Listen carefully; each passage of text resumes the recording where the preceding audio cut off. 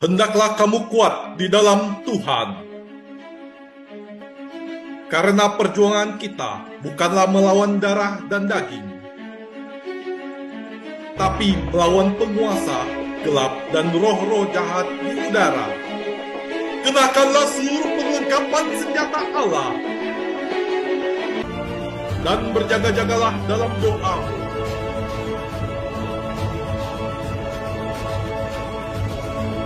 Legion of Jesus memberitakan kabar baik kepada semua orang. Halo, Shalom saudaraku, jumpa lagi dengan saya Fabinus Eko dalam channel Legion of Jesus memberitakan kabar baik bagi semua orang. Saudaraku, memasuki bulan Oktober, memasuki bulan Maria, saya akan membahas beberapa video ke depan mengenai Bunda Maria. Nah, kali ini kita akan membahas mengapa Maria tidak berdosa. Yang pertama adalah Maria telah dipersiapkan Allah untuk mengemban misi sebagai Bunda Allah, yaitu ibu bagi putra Allah yang tidak berdosa. Hal ini bisa dilihat di dalam Ibrani 7 ayat 26. Sebab imam besar yang demikianlah yang kita perlukan, yaitu yang saleh, tanpa salah, tanpa noda, yang terpisah dari orang-orang berdosa, yang lebih tinggi daripada tingkat-tingkat surga.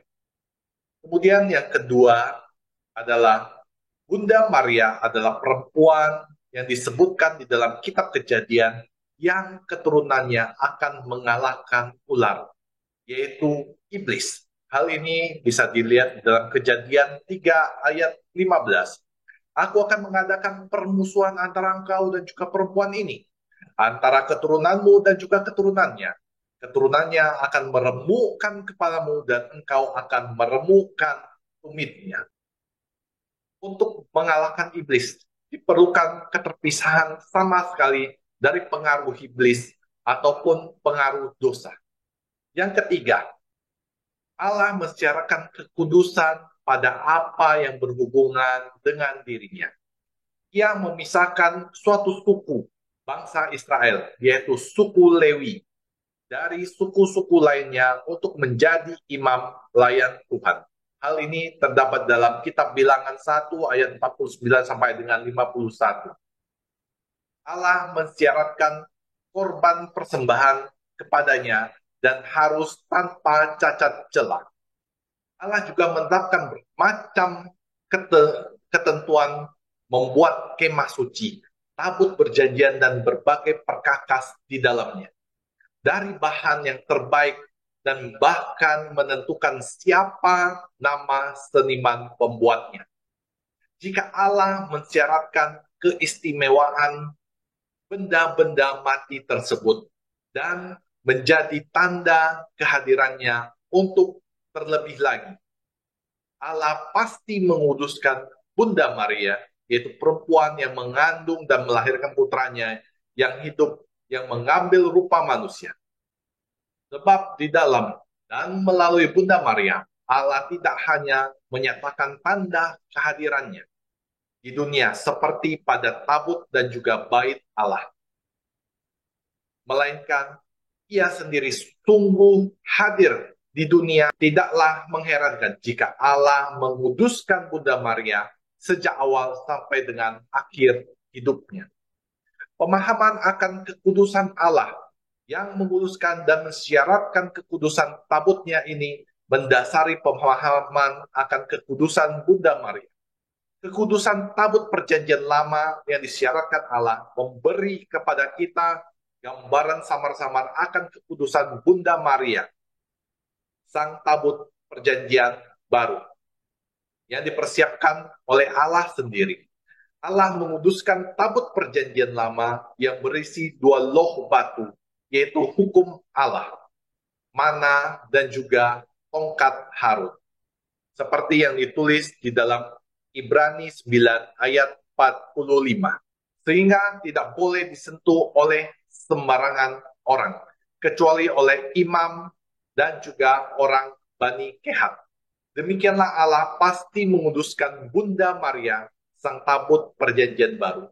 Sebab yang dikandung oleh Bunda Maria adalah Yesus Sang Putra Allah, yang menjadi penggenapan isi tabut Tuhan di dalam perjanjian lama. Yang pertama adalah Kristus adalah penggenapan dari 2 loh batu yang menyatakan 10 hukum Allah. Sebab Kristus adalah Sang Firman Allah sendiri yang menjadi manusia. Seperti yang tulis dalam 1 Yohanes 14. Kristus, Sang Pembuat dan Pemberi hukum Allah, tentu lebih sempurna daripada 2 loh batu hukum Allah itu sendiri. Yang kedua adalah Kristus adalah Sang Roti Hidup, seperti yang tulis di dalam Yohanes 6 ayat 35, yang merupakan penggenapan makna mana di padang gurun. Yang ketiga, Kristus adalah Sang Imam Agung, seperti yang tulis di dalam Ibrani 8 ayat 1, yang menggenapi makna dari tongkat Imam Harun yang ada di dalam tabut perjanjian lama.